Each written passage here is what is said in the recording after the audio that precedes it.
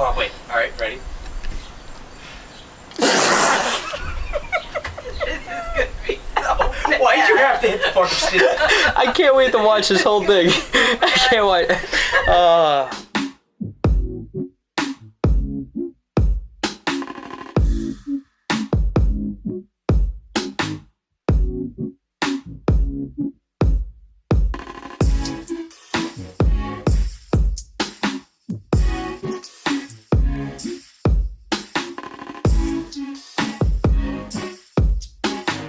What's up, guys? Welcome back to another episode of Obviously Outdoorsmen. I am Mike. And I am Rob. We are Ultimate NJ Outdoorsmen. So, we have a special guest on today, Jonathan Senator. He is a new member of Ultimate NJ Outdoorsmen, so give him a welcome. John, introduce yourself. Thank you. So, just back history. I've been fishing all my life. Probably how me and this guy He got me into bass fishing. Our friend fish. Yeah. Yeah. Can we just do that? Yeah. No, we're good. Our Go on. friend fish. So how me and him formed our friendship was we used to go to a pond right down the street from his house, and it just took off from there.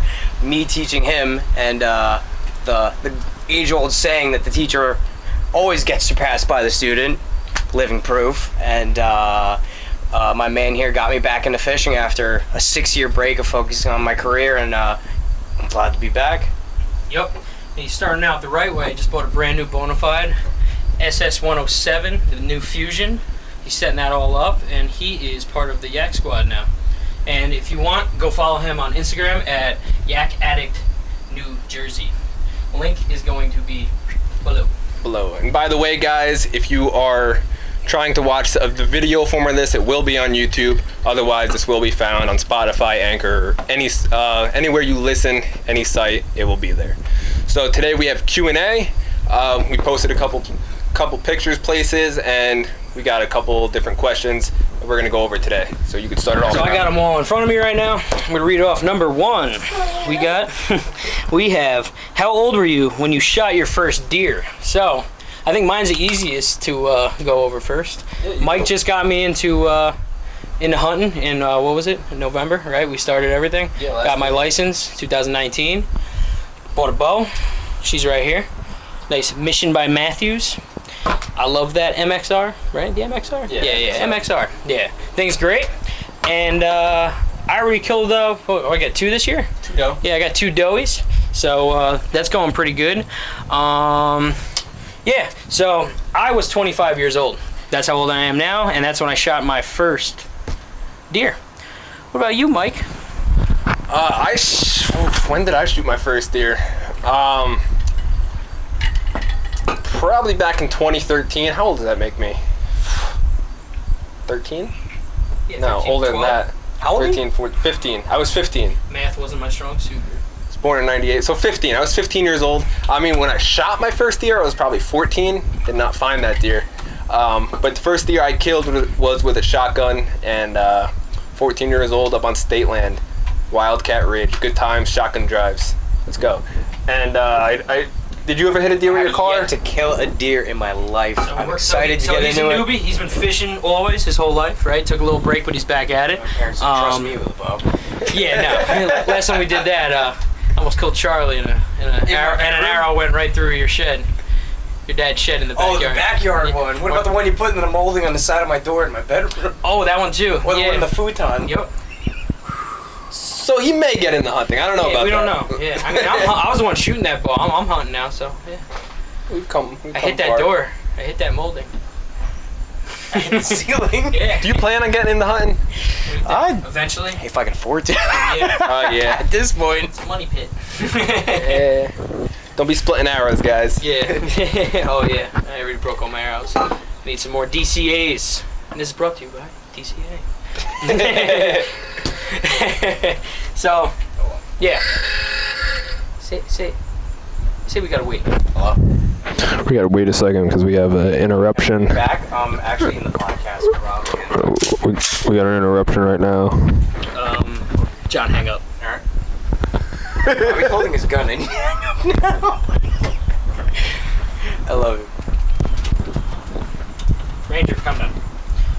Yeah, so I was 25. I shot my first in 2020. Mike was 13. Right? 13 when I shot my first one back in 2012, 2013, And right John, around there. And John is most likely in the next 2 years going to be getting into hunting. And be broke. Yes. Like the rest of us. More broke than I already am. Yeah, which is okay. All right, question number 2. Number 2. When is the right time to hang stands? Right time to hang stands. That one depends on where you are hunting, first off, because if it's state land, anyone that hunts state land in Jersey knows it's just free game. People are not fair out there. Your stuff's gonna get stolen. I've had multiple stands stolen. I've had my tree stands get cut down because people are just like that. But as far as hanging stands, if you have an established spot that you're baiting throughout the summer, that you know the deer are there, hang them as early as possible, especially if it's private land. Let the deer get used to it. But if it's, let's say, a newly acquired spot, like you're doing some scouting mid-October, something like that during the rut, just get that stand up right away. If it's something like that mid-season, the best time to kill a deer in that stand is the first 2 or 3 sits in that stand. Do your scouting and definitely hang that stand up and get in it. Yeah. That sums it up. So, which one? I'm going to pick one here. How do you guys decide what you are going to throw on a given day when bass fishing? Start on that one. Yeah, I think I'll start on that one. So, pretty much how this is going to go down. That could be a whole podcast in itself, honestly. It really could. I'm gonna try to sum it all up. I bring 8 rods with me when I'm out on the yak fishing. I have a different lure tied on each one, and then depending on what season it is, how the week's been, depending on rain or heat or pressure index or whatever, that's how I know what lures to put on. So pretty much right now, what are we in? It's 92 degrees to 100 degrees every day now. End of July. End of July. You're going to be throwing a lot of top water, right? Getting in those dark covey spots tucked up under brush, trees, stuff like that, under docks. Work a topwater frog. If it's open and there's no muck, throw something like a whopper plopper, buzz bait, spook, whatever you want to throw. Getting off top water, I like to throw a moving bait, so I'll be burning in between pads and points and skipping under docks with chatterbaits and spinnerbaits. What else? And then all the other cover, when we're going down to finesse, me and Mike all year round throw a jig. We always have a jig tied on. That's just what we do. It produces big fish always. I just caught my personal best this year, coming in around 7 pounds on a jig. Thing was a brute. It works. I mean, the jig is just an all-around versatile lure. You could throw it all year round. Whether you could finesse fish it or you could power fish it, depending on what trailer you have on it. I mean, you could burn it just like a chatterbait or a spinnerbait. Exactly. Burning it through. But as far as picking what to throw on what day, I mean, definitely depending on time of the year, because obviously in the wintertime you're not going to have a frog tied on. But right now, basically it's the summer. Even with changing weather conditions, I'm always going to have a jig, a spinnerbait, or a chatterbait, probably a DT6 or some form of crankbait. And yeah, a lot of those bass hang out right on those drop-offs from 7 to 13 feet of water. There's summertime, there's vegetation growing off the bottom. They sit there, they hang out in that vegetation. You put on a DT6, we like to run 10 pound fluorocarbon to get it another foot and a half down deeper, and we roll it right on there and we burn it. You could burn it, you could stop it, pause it, twitch it, whatever. It produces big ones in the summer. It's just proven fact. That, or you can even let a spinnerbait drop down in that water column a little bit, like John just did. We were out on the yaks, what was that, 2 weeks ago? Yeah. 3 weeks ago? 2 weeks, I'd say 2 weeks ago. He was kicking my butt out on the water, I'll tell you that. And it was weird conditions Yeah. too. Touching on the same topic, it also depends on the the stain of the color, the water condition. It was a bit of a murky day. It just rained. The fish were really pressured down. I was actually doing the countdown method on a 3/8 and half ounce Mega Strike spinnerbait with the Micro Series trailer on it.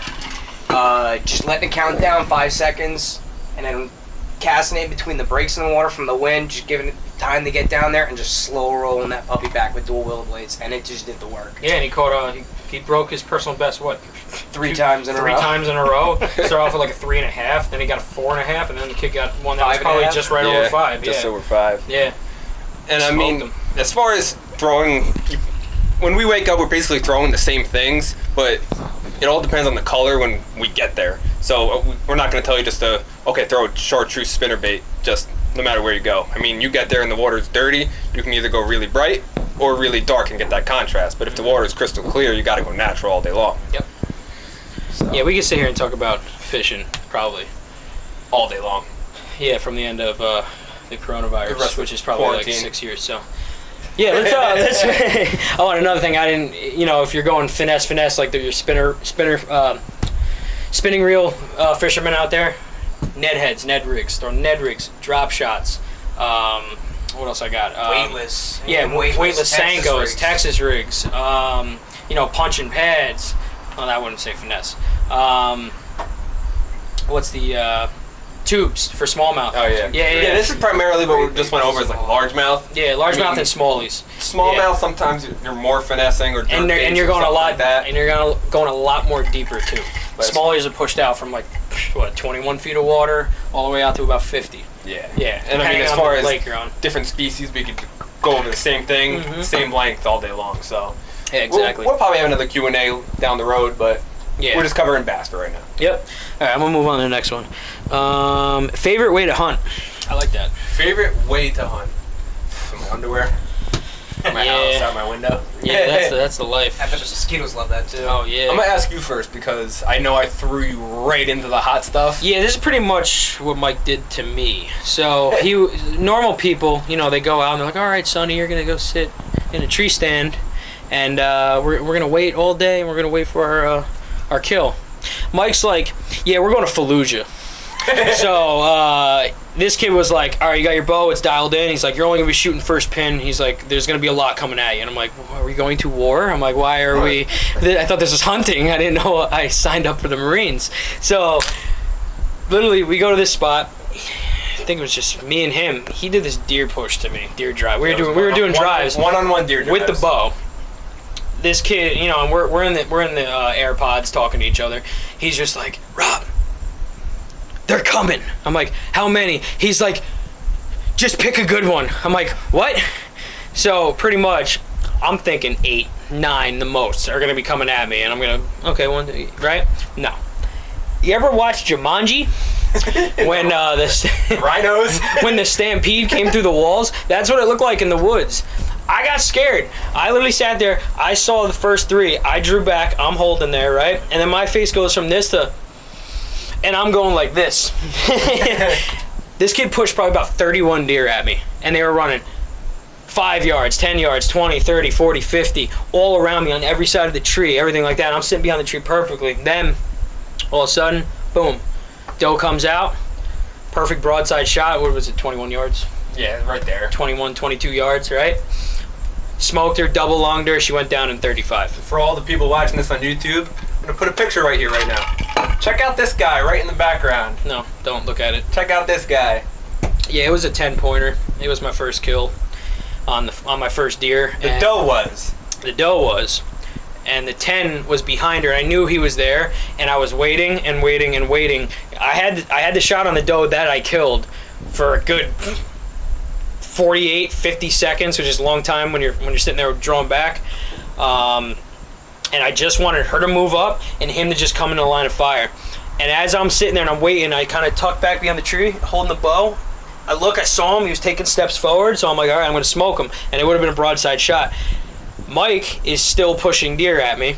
So I look, while I'm already in front of him. when I already have all these deer in front of me, another herd comes at me, and I'm sitting there and I'm like, come on, just step forward, step forward, step forward. It was my first kill. So I was like, do I take the easy doe shot that's right in the open that I know I can smoke, or do I chance letting the 10, you know what I mean, come out? So I literally made that split decision. I waited, I said, if he doesn't move in 5 seconds, I'm shooting this doe. So I'm sitting there and I see the deer and I saw them hunch down, both of them, and I went, oh, no. So I went, and I smoked her. She went down. So yeah, my favorite way to hunt, though, I haven't even hunted out of a tree stand yet. But out of a blind. I was in a blind with Ray. Yeah. Yeah. I like drives. I'm not gonna lie. Deer drives are fun because Sounds like one heck of a because ride. we do the whole tournament airsofting and paintball. So I felt like I was in that mix. I feel like I was in war zone, bro. Better get that BR. Know what I'm saying? So I mean, for me, I definitely love my fair share of tree stand hunts, but I mean, not stereotyping anyone, but the older folks obviously like sitting down, letting the deer Ladder come stands. to you, ladder stands, stuff like that. Crossbow, just not moving. I love tree stand hunting when you're in the good spot, but you know, the hot days sometimes, the deer just aren't moving. They're bedded up, or it's the rut and they're just nowhere by you. Doing a simple deer drive, even one-on-one, depending on the size of the woods, but even state land, we've done one-on-one drives and have great success, whether it's deer or bear. But deer drives is just the way to go, because however many properties you have, I don't know if you have one or if you have 20. I mean, we probably have 20 across however many counties that we could just hit. Okay, we're going to be here first light, and then end up here last light. But you'll see over 300 deer that day easily, so you have the choice. So do you want to shoot a buck on the first drive and be like, okay, well, now I'm tagged out? Yeah. So a lot of the times when we're doing drives where we don't have cameras, it's just like, well, hope he's big enough. But yeah, deer drives, my number one. Yeah, definitely deer drives. And another thing is, we went for shotgun week, and listen, I love guns. I build AR-15s. I love guns. Pretty much, he was just like, oh yeah, let's go out. I honestly, like, you know, shotgun's cool walking around in the woods with the shotgun, but there's just nothing like shooting a compound. I'm telling you, like, bow deer drives, like that's bow, my favorite. Yeah, bow deer drives, like, not shotgun. Like, you know, yeah, it's fun. I get it, it's a gun, but it just feels like you're being like brought back in time when you're bow hunting. That's why I like it. Yeah. I think it's just traditional. It's nice. It's awesome. And then I want to get into the longbow shooting. Yeah, so do I. Yeah, like that. That's what I definitely would love to do. But definitely building your own blind. I love doing that. Yeah. And putting, because you're allowed to bait in New Jersey. Yep. Putting the corn pile literally 5 yards from your blind. Yeah. Putting racketter out, something like that. Yep. And letting the deer come in and zero clue you're there. I mean, like, I feel like just like the most accomplished hunter. When you get a herd of deer within 5 yards of you on the ground that have a blind you made out of sticks. Yeah, it's not like taking the environment and putting something together. I mean, that's just thrilling. So let's go to the next question. Next question. You want to do a fishing one? Yeah, do a fishing. Let me read one. Okay, best times to throw top water. Best times to throw top water. You started off. What do we got, John? Well, the best time to throw. All right, no. Best time to throw top water, obviously those hot days. Nothing better than heading there bright and early in the morning, hitting points with poppers or walking jaywalkers, buzz baits through the grass, or even at night just hitting lily pads with frogs. Yeah. You know, taking your favorite heavy setup out and just going out on those hot days. Those are nice, but bright and early when it's calm and cool, probably the best time. Hands down. Nothing like smacking a pig right before the sun sets. It's probably the greatest feeling ever. So it's Just fun. comes up. I love overcast days, just top water all day long. Yeah, it doesn't matter. Because once that sun goes over, I mean the clouds go over the sun, they all come out from under lily pads, under docks, out from the deep, and they feed. Overcast, there's no pattern. They're just everywhere. Yeah.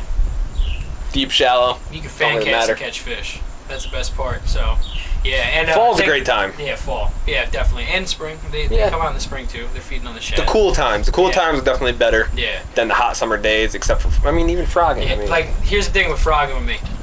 I'll throw a frog from morning to night. Doesn't matter what time of the day. I just target it differently. So if you got lily pads heavy, I'm not talking about isolated, like, slim packs of lily pads. Like, if you got pads on top of pads, if you got muck, slime, everything that's all bunched up together, those fish are going to be tucked under there with the bait fish that are trying to get cover and shade. just cover. It can be a bicycle in the water. Yeah. And the thing is, those fish hang out under there also because the oxygen levels from, you know, the pads and the muck and everything like that, hydrilla, it's good for them in water. Like, you know, if you own bass tanks or anything like that, you know that they need the aeration, the bubblers and everything. It's the same concept when you're topwater fishing. Yeah, especially with the frog. I mean, it's a proven fact that the bass go into the shade, and not just to get out of the sun, it's because their eyes, they see better from the shade, looking out, watching the bait fish go by. I mean, exactly. I mean, think of it like you're standing under a tree looking out compared to you have the sun in your eyes. It's the same thing with bass. They sit there and they have a better advantage point, plus a spot to hide just to ambush their prey. So that's basically the gist of it. Yes, sir. Yeah, so that's pretty much it for topwater. I think we got that pretty covered, right? Yeah, I think so. Right. Yeah, best times to throw it. All right. Which one do we want to do? Do that one. I know what I'm laughing at. How in the hell do you guys find land to hunt in New Jersey? Honestly, guys, it's not as hard as you think. You're just gonna get a lot of no's. Yeah, you're pretty much trick-or-treating to kill a deer. You're going door to door and hoping you get the good candy bar. But be smart about it. I mean, what? Business casual? I mean, wear a nice shirt, wear nice pants, khakis. Don't look like a bummy redneck. I mean, almost look like, not like a businessman, but just look nice, look neat, look the part. They're gonna trust you to hunt their property, basically. Just go door to door. Hey, like for me, I go, hey guys, I'm Mike, and I just had a quick question. If you guys minded if I hunted your property, basically go from there, and definitely have a printout of all the laws and ordinances for that county, because you don't know how many times I get, you're not allowed to hunt in this town. Yes, you are. Here's the picture proof. Like, don't rub it in their face, but like, actually, I did some research, and this is this. And definitely have a reference list too. That'll help. I mean, just having, I guarantee you no one's gonna call them, but odd person that does, maybe that could get you a yes and have the most juiciest property in the state. Hey, he's asking me to hunt. What is this about? And then just go from there. Yep. Offer help on their property, whether it's need help cleaning this, moving something. Give them meat. Giving them venison. Ask if they like meat. Ask venison. Snow shoveling. I mean, I got one. Hey, I'll snow shovel your yard or cut your grass. Just little things, but sometimes you knock on the door and they look through the window and they say no, move on. Again, 2,000 no's, you need one yes, and you have biggest buck in the state. Yep. That cover it? I think that covers it pretty much. And a lot of it is, we also know a lot of people. We know a lot of outdoorsmen who went out, they bought houses with a lot of land, you know what I mean? So we do have a lot of private spots that we hunt as well. Yeah, that pretty much covers it though. Yeah, just do your research, even with just state land. Download either Hunt Stand or Onyx Maps, because a lot of people think that places that are private are actually state land. So just download it, click on the property, they're free. I mean, you can upgrade on both apps to get like unlimited amounts of tabs to find out. But download one of the maps and then just do your research. That's it. Trigger finger. I got a good one. What's up? How can you eyeball fish so well? Me? How does like how do I see it? How do I see it? Like pound wise, like that's a 4-pounder. Yeah. Well, don't ask him because every fish he hooks is an 8-pounder. It's an 8-pounder. It's an 8-pounder. It's an 8. It's an 8. All right, because I always say what my next pound up for my PB is. So like if I catch a 5, I'm like, it's a 6. It's a 6. And if it's a 7, it's an 8. It's an 8. So I'm at that route right now. And then I want to be saying it's a 13. He never catches the brown trout, and the first brown trout he catches is 10 pounds. But repetition. That was a tasty trout. That was a tasty trout. Yeah, I don't usually like killing them, but that one wasn't your fault. Well, no, it was Mike's fault. It was not my fault. It was Mike's fault because he's like, "Oh God, this place is awesome, brown trout." I was dying. Yeah, he was having heart palpitations. Big deal, whatever. I would have just let him, just laid him in the brush on the side. I would have kept fishing. It's okay. Yeah, I had my GoPro on me, and I had my phone, and I hooked this monster brown trout. Was he 10 pounds? 9? Right there. 9, 10 pounds. Monster hook, jaw male. Literally takes off. I land him, and I'm like, I'm not recording! And then I take the camera off, right? I get the pictures on my GoPro that I thought looked good, right? Because I didn't have him, taking the picture. And then I call him, and I'm like, where are you? And he's like, I'm downriver, I'm catching browns. And I'm like, dude, I just caught a behemoth. I'm like, you have to come over. He's like, no, yeah. I'm like, so I wanted to get the fish. I wanted to just take the pictures and throw the fish back. But I'm like, if these pictures didn't come out, I swear to God, he wouldn't have believed me. Blah, like there's a smudge. I mean, that might make him sound selfish, but honestly, the amount of browns that were in there. No, there was a lot. Yeah, there was a lot. Yeah, and I wanted to get. As a memory thing, I really wanted that picture just in case. You were talking about getting one mounted, so I got his measurements down, so that was the whole point too. I wanted to bring it back. It didn't go to waste, and you know what? It fed me, fed my buddy Rob, fed John, and how'd that Lexi. taste, John? It was phenomenal. Yeah, that meat's orange. It was so good. Compared to ShopRite, like salmon. It almost looked like salmon. That's how orange. It was just. I think it looks better than salmon. It was sometimes that salmon meat's disgusting. That was crazy because that was just a random trip that came together real quick, just like our steelhead trip, and Mike you know, we made the decision instead of going home, because we were going to go home. I was like, dude, let's go get a Best Western, and we'll stay there for like a day or two. So I get that brown, I come back, and, you know, we're so tired. We're going over all our footage, took a shower, blah, blah, blah. And then I realized, you know, it's cold. How cold was it that night? You couldn't stand in the water 20, outside at nighttime when we were filleting. 21 degrees out. A little cold. Yeah, it was so cold. And I'm sitting out there, and I'm like, dude, and like at 2 in the morning, like, we were setting alarms to go out the next day. At 2 in the morning, I get up, and I'm like, Mike, and he's like, And I'm like, dude, I'm like, the brown trout's still in the back of the Yeti. Did it rain? Yeah, I'm like, it didn't rain. I'm like, well, yeah, I'm like, yeah, so we run out in the parking lot of the Best Western, and I'm under the light, the street light. I'm filleting this big brown, get the perfect fillets, and I'm like, yeah, what do you want to do with the carcass? Remember that? And I ran across the street, and I didn't see like 30 deer that were all around me laying down. So I'm running in the woods, like in the open field. I ran across the street from the Best Western. I'm running with this big fillet, and I'm like the carcass, and I'm like, and then I just hear, and I'm like, and I just threw the carcass at the deer, and then I swear to God, ask Mike, he saw me run so fast across the street. Oh my God, I was like, yeah, let's get out of here. Someone tried to kill me. It was like that movie Get Out, where it just... Yeah, that was great. That was a good time. Oh God. Back to his question, repetition. I mean, we had a scale from forever until it scale broke. Caught too many fish on it. I mean, 2 pounds, and after catching 300 2-pounders, you know what a 2-pounder looks like. 3, 4, exactly. So yeah, repetition. Just repetition, experience catching a bunch of fish, and then you know the difference between a 1-pounder and a 4-pounder. You want to log it? Yeah, I will unlock it, Mike. Let me read one. Yeah, read them.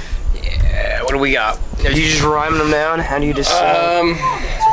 Where the hanging tree stand? How do you guys decide on what? We have this one. Pressure index have to do with fishing. That's a good one. Ooh. Oh God, Robbie's tits. I think we got 2 questions left. Pressure index County one. and what county do you guys hunt? Oh, we got 3 left then. All right, so we have what county do you guys hunt? What's your key tips to shooting big bucks? And pressure index, what does it have to do with fishing? I'll ask the county. Why not? All right, It's only appropriate of me to ask a question of something I don't know. what county do you guys hunt? New Jersey. I'm not saying that. Literally New Jersey. All of New Jersey. From Sussex County. That's like asking where do you fish in New Jersey. It's just like Everywhere. We New fish Jersey. everywhere. We're not gonna give exact spots, you know. I mean, But we do hunt about 7, 8 counties, 9 counties. we really don't go farther than Seaside, but Yeah.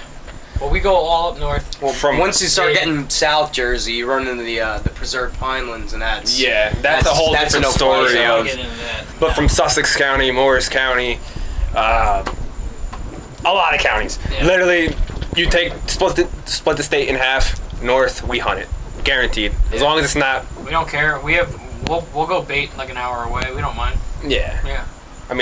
I grew up hunting Sussex County state lands, Delaware Water Gap. We've shot some big deer, so yeah, we go everywhere. We like doing it all. So same with where you're fishing. You know, people ask, "Oh, where do you catch this fish?" Almost like as if the place matters where you're gonna find big fish, and it's just big fish are everywhere. we've caught some giant fish out of dinky little streams. Lakes, So streams and ponds and backyards, or off of a highway or something so desolate in the woods, it's just completely untouched. You know? quarries. There's fish there. You just gotta get them out. You know, same with deer. There's deer everywhere. You just gotta hunt them. You gotta find them. That's it. that's it on Pretty what straightforward. county. Okay, we'll do fishing. Pressure index. What does it have to do? How does it affect fishing? I don't follow it at all. Robbie doesn't believe in the pressure index. Nah, it probably is. Hunting, yes. Fishing, I really don't follow. I just dude, you can trigger. If you can trigger a fish that doesn't want to eat and spawn to just smack and eat, you can figure out a way to catch a bass, or a trout, or a laker, or anything. Might get you know tough, what I mean? but there's always a way. Catfish, it does not affect them at all. They will eat. Might change the technique, Yeah. presentation, how fat. Carp are still gonna feed. They're still gonna be going after, like, we fly fish for carp. They're still gonna be going after woolly buggers. You'll catch them and through stuff the like ice, that. so it's yeah. like. So Listen, if you believe in it, good. That's great. I don't believe in it at all. If you found I don't- something we don't know, let us know. Yeah. Crap. I've never. I mean, I feel sometimes that the pressure index almost as if it's what it sounds. You know, sometimes the fish get pressured down deep in the waters. I mean, and sometimes you got to pull them out. You know. here's the thing, because like a low pressure system, yes, that could hinder the fishing, but I've had it's not pattern. You can't pattern the pressure to like, okay, the fish are gonna bite amazing on this day. Then you're gonna just lose your mind. If you start getting into that, you're gonna lose your mind. You're gonna go, oh my god, the pressure index. I can't go, but it's my only day off. You know what I mean? It doesn't matter. You can figure it out. Listen, there's hours that I just don't catch fish. I'm out there. I do not catch fish. My friends are catching fish, and then I just sit there and I stop and I look at everything and I go, what are you throwing? I figure out what colors they're throwing and their pattern. And I'm like, where were you? And then we figure it out, and then I figure out the bite. I haven't been skunked. I don't even know the last time I actually got skunked, unless I went out in like February or January. Or we did some stupid trip. We did some stupid trip. Yeah, or it's 20 degrees Like on, it was on the river. like Mike's just like, yo, let's go this Sunday morning and go check this out an hour and 10 minutes away. I'm like, okay, cool, that sounds cool. You know, I want to go. And then I sit there and I hate him the whole day because it was a waste of time and I should have stayed in bed. So Not always. not always, but there are some of those days. Pressure system, rain comes, it could shut down the fishing, or I make think it the best I fishing think you it ever turns had. it on. I've never had a time in the rain, even in torrential, that I couldn't figure it. It was better for me. Yeah. Like I even told John, like when we were in the Adirondacks trip, when we were in like what was 14-mile-an-hour winds that day. Remember we got thrown in that back cove, right?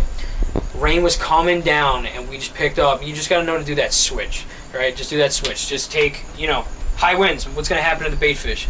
They're going to get pushed. They're going to be all out up, trying to find cover because they got pushed because it's too strong now with the Whatever wind and the way current. wind's blowing this way, Yeah, and you there's go three with the- coves, Go hit to the coves. coves. Hit the coves. Hit the dead spots. Pick up spinnerbait. Start ripping it. Pick up chatterbait, jerkbait, stuff like that. Start ripping it. A lot of the times, I don't think the Yeah. pressure stops fishing. Yeah. I mean, depending on what you have access to, whether it's fish finder or boat or something like that, go deep. Just try stuff new, try different colors. You're We do it gonna all the find time. the fish. I'll be Don't like, be what color are afraid you to throwing? I'll be like, oh, I'm throwing pearl white. I'll be like, oh, that's crazy. I'm throwing black and blue. You know what I mean? Yeah. And you figure out what they want to bite on. Like that day we went to the lake on the canoe. And what's it called? I was there the day before throwing a gold and black spinnerbait. Yeah. With Z-Baco, the X-Swimmer and the blue wheel pattern. And he was And crushing I was them. smoking them. We go back the next We go day. next day. Pouring rain. And I go, Terrible pouring rain, idea. Still bad idea. And I'm like, Mike, they were creamy yesterday. I'm going to outfish you today. I'm casting. And Mike's like, yeah, we're going to fish. Puts on a chartreuse, throws it out, starts smoking me. And I'm like, dude, no. And I'm like, I haven't even got a bite yet. Every cast getting whacked. Literally made that stupid little change. Just a chartreuse and white. And it was the best day They ever. get used to certain colors, and sometimes just something new Yep. triggers them, makes them mad, and they just annihilate it. Yep. That's how it is. That's even public water.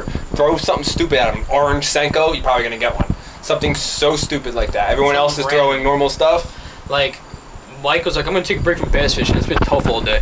When we were at the one spot on the Yaks. And he picks up. helps. He Yeah, picks. right, that's Zach. That narrative. I don't even. I forgot Oh, where what about the salmon? No. The ultralight story. You know what I'm talking about. Oh, Yeah.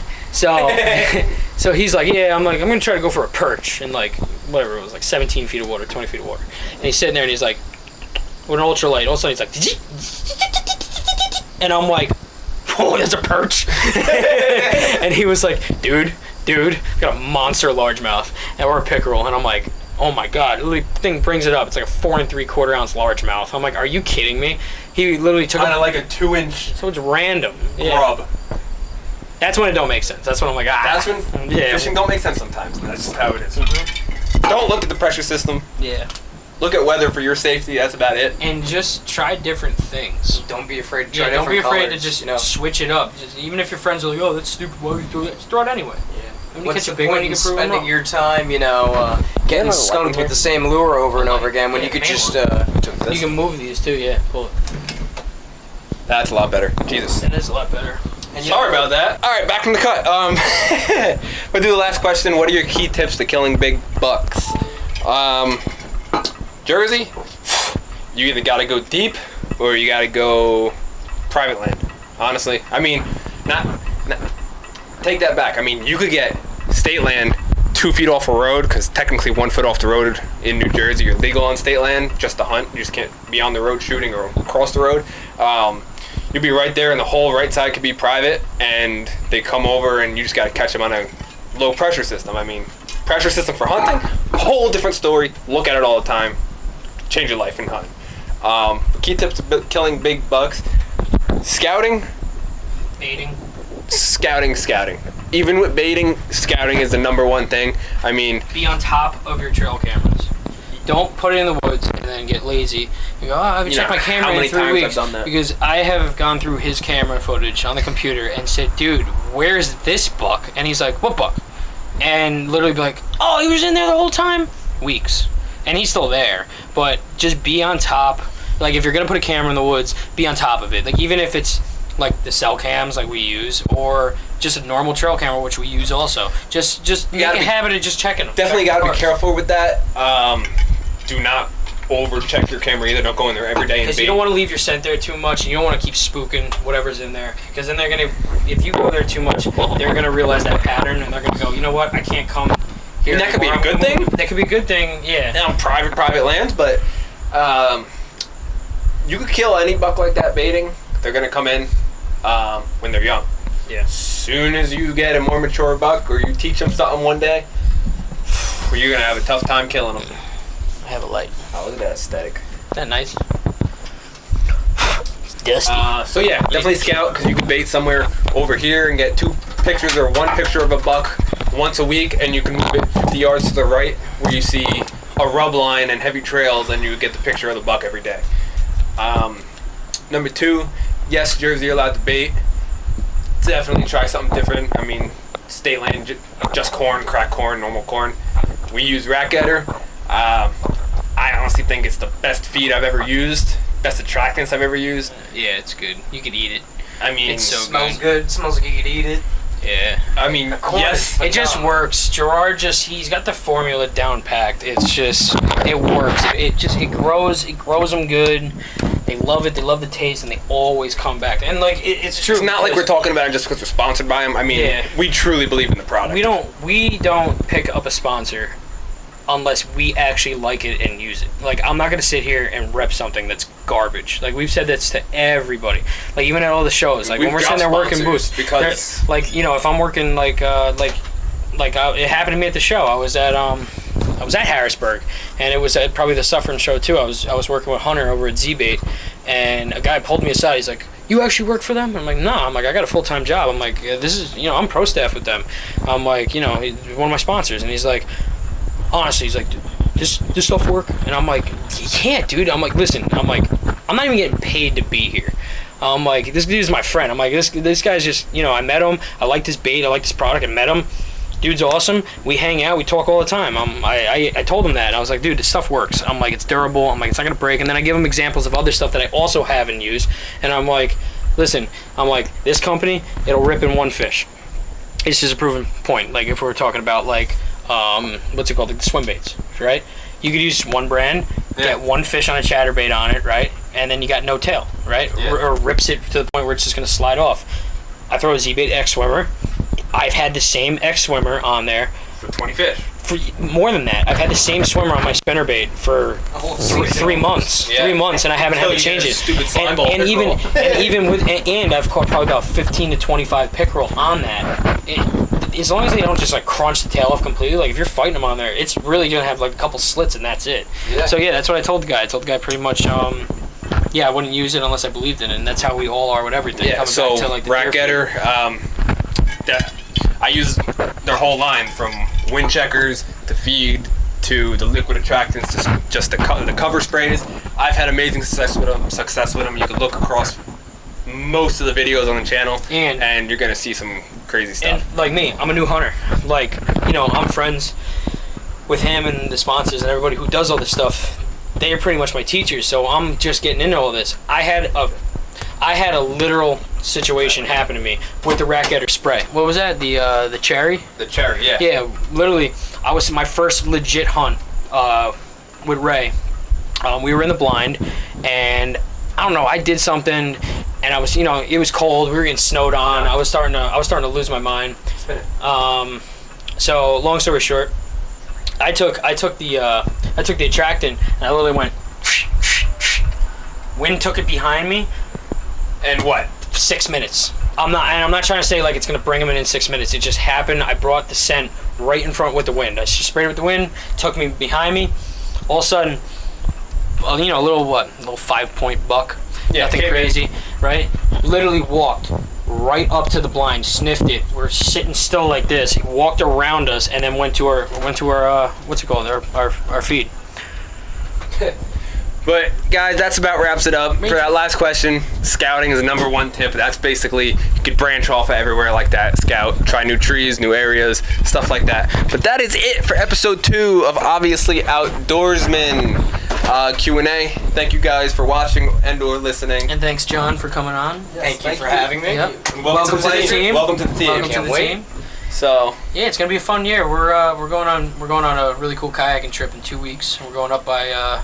We're not going into Canada with the virus, but we're gonna be pretty close to it, and we're smalley fishing for 7 days straight. And we're gonna be recording all of that for you He guys. just got new GoPros, so we're gonna have a lot of SD chips, and we're gonna have a lot of footage to show you guys. Yeah, so overall, we're gonna have a lot of good footage for the trip.